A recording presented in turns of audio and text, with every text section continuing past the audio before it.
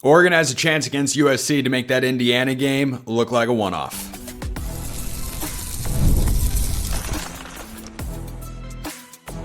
You are Locked On Ducks, your daily podcast on the Oregon Ducks. Part of the Locked On Podcast Network, your team every day.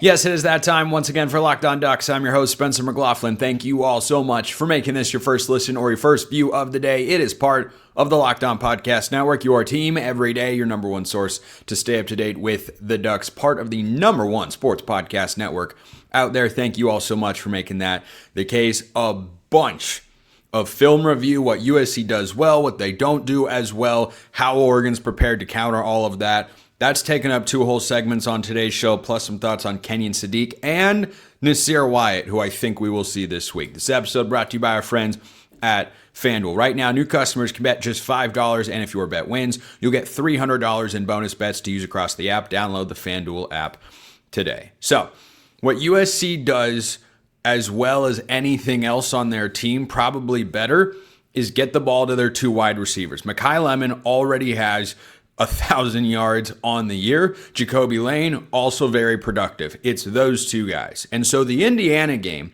was one in which Oregon didn't actually allow a lot of passing yards. It was only 215. They had a pick six to tie the game in the fourth quarter.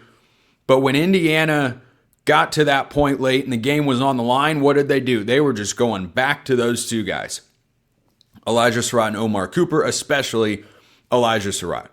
So if Oregon doesn't beat USC on Saturday, this will probably be like the eighth thought on my mind, given what the playoff landscape is and how urgently Oregon needs to win this game, or else I think it's more likely than not they don't wind up in the college football playoff. It's not impossible, and then of course they'd have to win at Washington. But that aside, I'd be thinking about the fact that every time Oregon goes up against NFL caliber wide receivers, who are that for a reason, they're tough to stop, they wind up finding a way to lose. This has been a consistent theme in the losses that Dan Lanning has taken over the last couple of seasons, going back to 2023. NFL wideouts, Washington got him twice. 2024, only team that beat him, Ohio State. Indiana, earlier this year, well, here are two NFL receivers in Jakobi Lane and Makai Lemon. And the biggest matchup in this game is how those guys fare against this Oregon secondary, which statistically has been the best pass defense in all of college football. Fernando Mendoza, with those two NFL wideouts and that catch, if you haven't seen what Omar Cooper did, just showed that, and he's the number two, Surratt's just a better overall receiver, but what he did against Penn State, those are the only guys to go for over 200 yards passing this year. Now, Oregon has not played a long lineup of elite passing attacks. Still, overall, it was a good defensive effort against Indiana. It was the offense that couldn't get itself going. So that opportunity is here for this Ducks staff and for the secondary and for you all as fans out there to have a high level of confidence that anytime Oregon goes up against a good passing attack, they're not automatically destined to lose. Because I think that narrative will start to form in an even stronger sense if this secondary and the way that they have played and how productive they've been, the talent that they have, everything, if that results in another Oregon loss, that will reflect poorly on the coaching staff, on the players certainly as well, but that's what it ultimately will come down to there. So that's USC's number one strength. I haven't picked every single key to the game for my show tomorrow, but that's going to be up there. It is how do you handle Makai Lemon and Jakobi Lane? And these two guys are different. Omar Cooper and Elijah Surratt of Indiana are a great tandem. They're similar receivers. They're kind of that big body type. They're very physical. All receivers have great hands, of course. Jakobi Lane is in that mold. Makai Lemon is not. Makai Lemon is like Denzel Boston at Washington, or like Jackson Smith and Jigba with the Seahawks, formerly at Ohio State, or kind of a Mecca Ibuka a little bit at Ohio State as well. I'd put Jeremiah Smith as in the unicorn category. There's nobody that I will compare to him. So Makai Lemon is a guy who is an exceptional route runner. He has unbelievable hands. He is going to make at least one, maybe two, or hopefully no more than three contested catches maybe even in big spots, because that's where he's come up with it a lot this year for the Trojans against this Oregon secondary, and it's going to have you doing one of these. For those listening, I'm just scratching my head, and you're just going, man, I don't know what he can do. You can play great coverage on Makai Lemon, and their quarterback, Jaden Mayava, is an effective thrower of the football. He is accurate. He's turned the ball over a little, but it's not, I wonder if the emphasis against this USC team is going to be like it was in 2023. On that Ducks versus them, we heard Tosh Lupoi and Dan Lanning talk to the team going into that game about the ball, because Caleb Williams could get a little loose with the ball. At times, Mayava's like that. I think he's a little bit more rigid in his playmaking, and he fits very well into this USC offense for that reason. So while I think you can turn him over, I wouldn't describe it as something that has been, a massive issue that, oh my gosh, Oregon's got to take advantage of this, and forcing turnovers in a game like this, of course, always helps. But his ability to throw the ball accurately to Makai Lemon and Jakobi Lane has been a driving force for this USC offense this year. But the other thing that they have done really well is their run game has improved. Now, this has come on the back of them losing the guy who was their starting running back at the start of the year. It was Waymon Jordan, who's a good player. He got hurt against Michigan.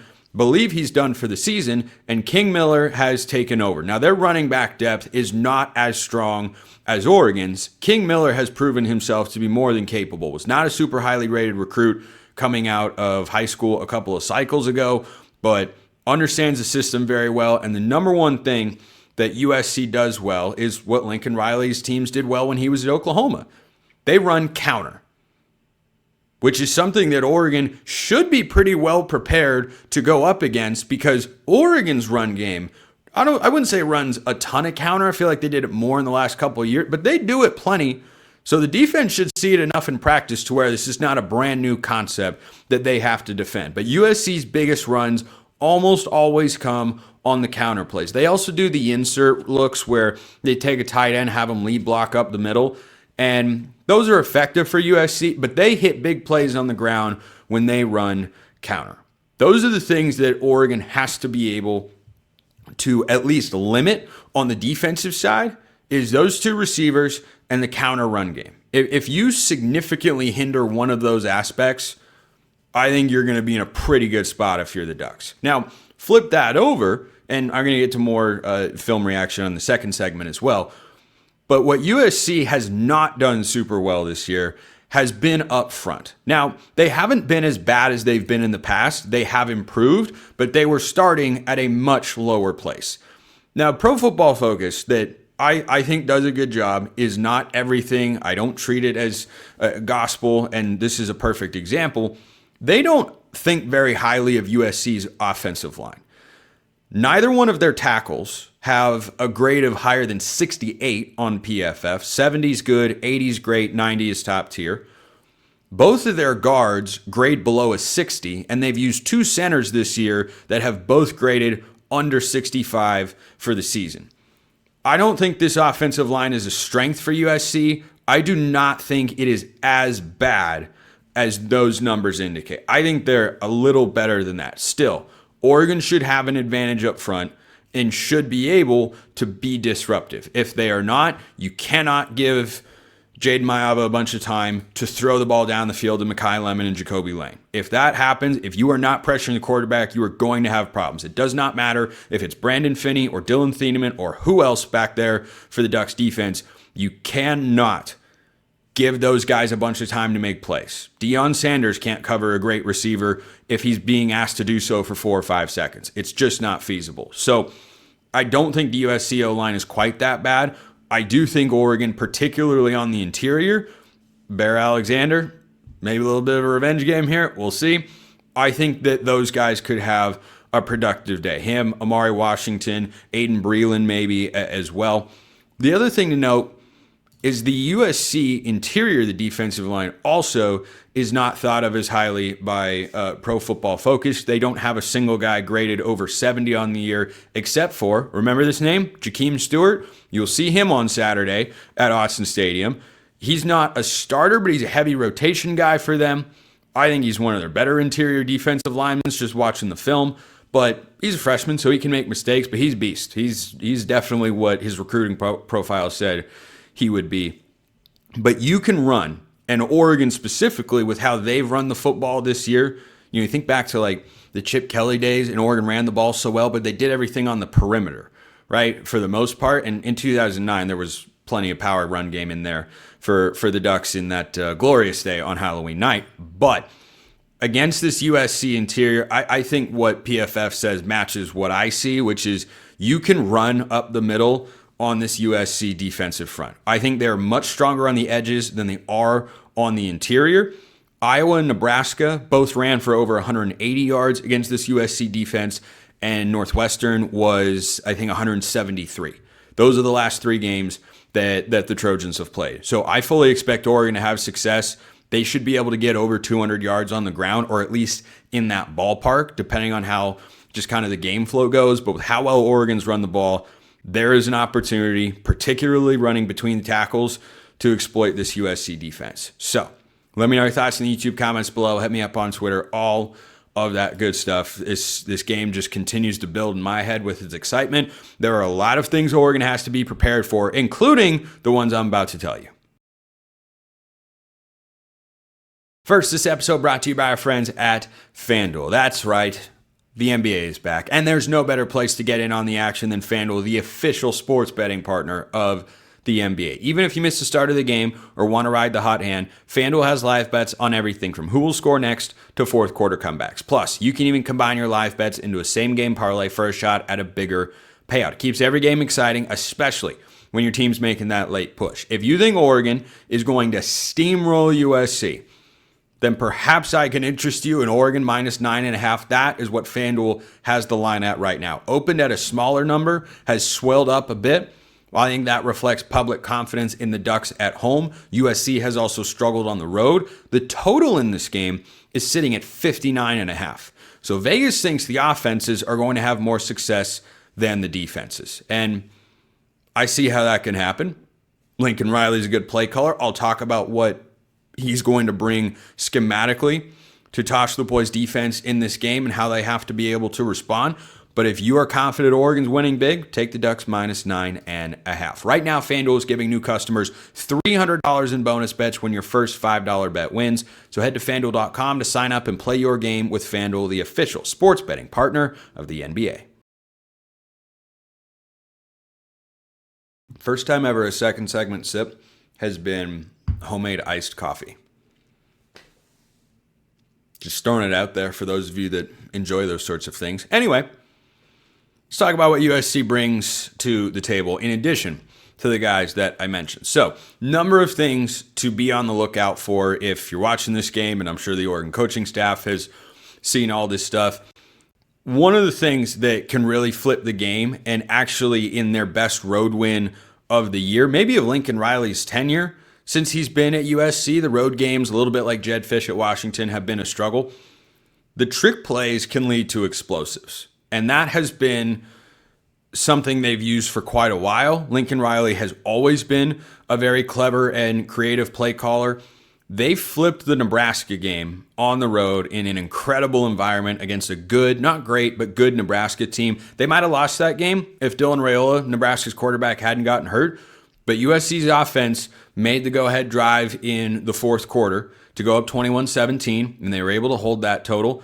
They did so with a trick play that just doesn't look like your traditional ones. You think trick plays, maybe your mind goes, as mine often does, to Josh McDaniels and the Patriots. And the number of times they'll do a double pass, an end-around flea flicker shot down the field, or a tight end wheel, something like that.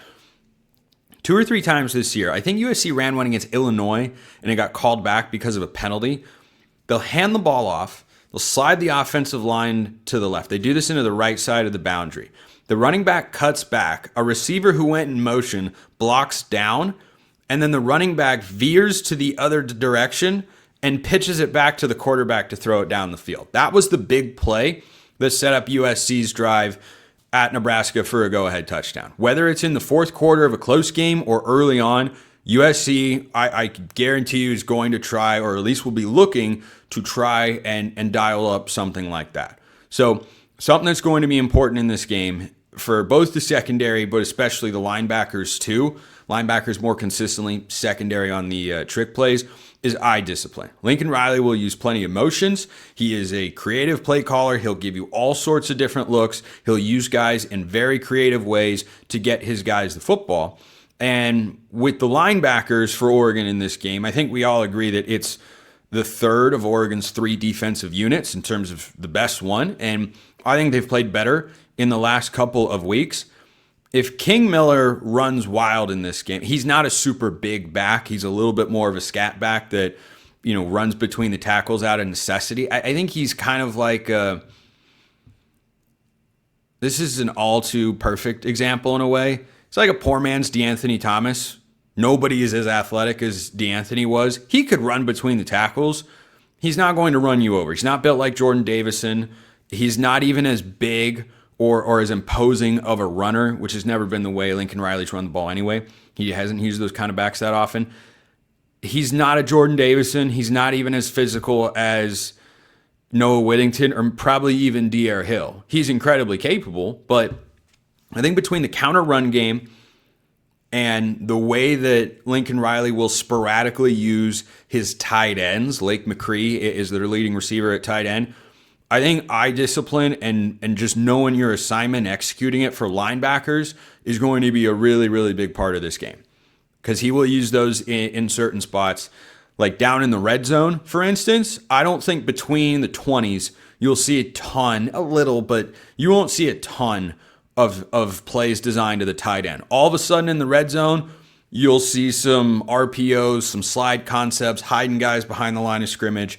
They'll do all that sort of stuff. And I think that for Oregon's linebackers, they have to be able to maintain their eye discipline and not let a guy run free. Iowa beat them with that a couple of times in Iowa City. So those are the first couple of things that stand out. Another thing to note in this game, USC is more than capable of coming back from an early lead.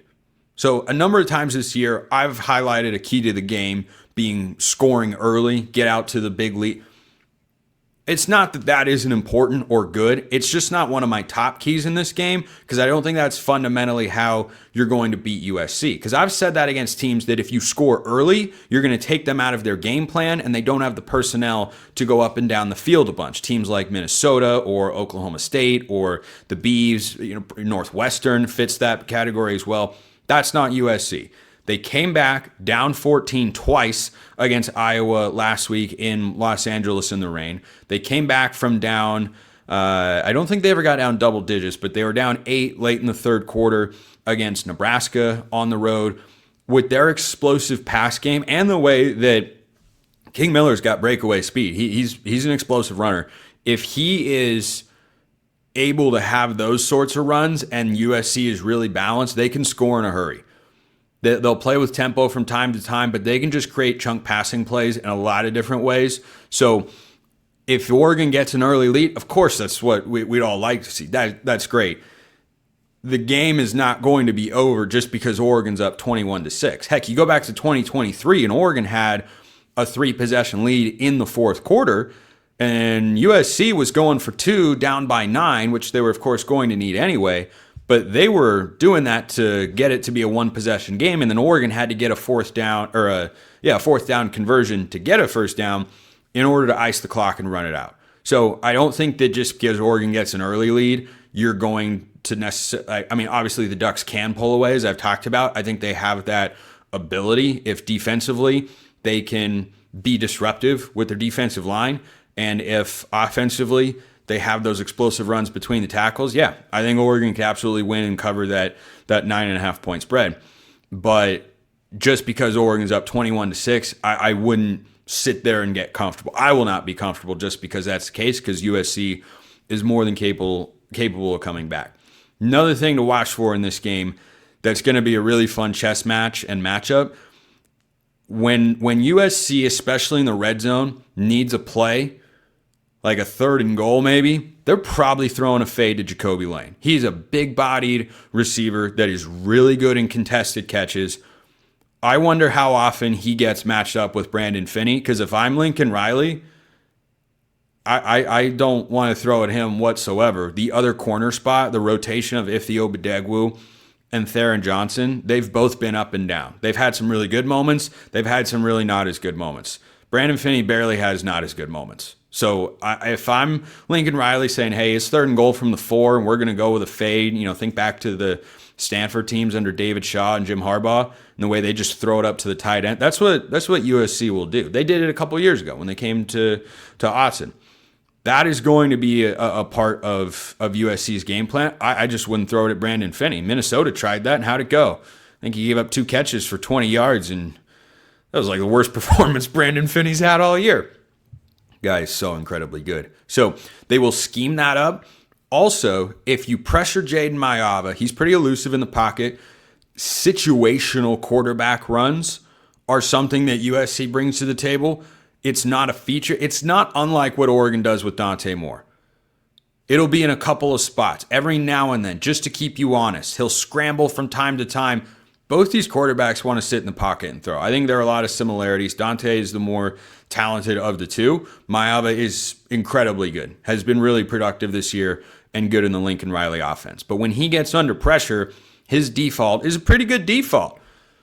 It's the old Kirk Cousins meme, which is, F it, Justin Jefferson is down there somewhere. Well, he can say, screw it. Jakobi Lane or Makai Lemon's down there somewhere, and those guys can make incredible catches. So he's not super easy to bring down. He's a pretty big guy. Jaden Maiava is in the pocket, and if he is under duress, he is just going to chuck it up for a 50-50 ball, which can result in a contested catch or a defensive pass interference. He's going to try to get those at some point in time. Last thing here, and this is, always just such a fun debate or discussion with Oregon fans, but be ready for some creative and often effective screen passes from Lincoln Riley. And that might drive some Oregon fans insane because the perception is that Oregon is not a good screen team. I think Oregon is a solid screen team, but that always, it goes down its own particular mental rabbit hole there. But Lincoln Riley is really good at it. And whether it's to running backs, receivers, or tight ends, they will do all three. Oregon has to be ready for that. And they struggled with it against Minnesota. I guarantee you Lincoln Riley will try to do something like what Minnesota did twice for a first down last week, which was kind of that delayed halfback angle screen. Oregon went 0 for 2 defending it against Minnesota. I bet he tries to get one of those to King Miller or Makai Lemon, who plays all over the field. He'll be in the backfield, punt return, all that stuff. So that's USC on film and everything that Oregon's going to have to try and prepare for this week. Oregon coaching staff has definitely got their hands full. Up front, I think Oregon has the advantage. If this gets played on the perimeter, I think that more leans towards USC's advantage. Not that I feel like Oregon's at a huge disadvantage there. I'm just saying if I'm USC, I don't want to play this game between the tackles. I want to play it on the perimeter. And if you're Oregon, your job is then, of course, to make sure the game is played between the tackles. Let me know your thoughts in the YouTube comments below or hit me up on Twitter. Kenyon Sadiq, Nasir Wyatt are both coming up next.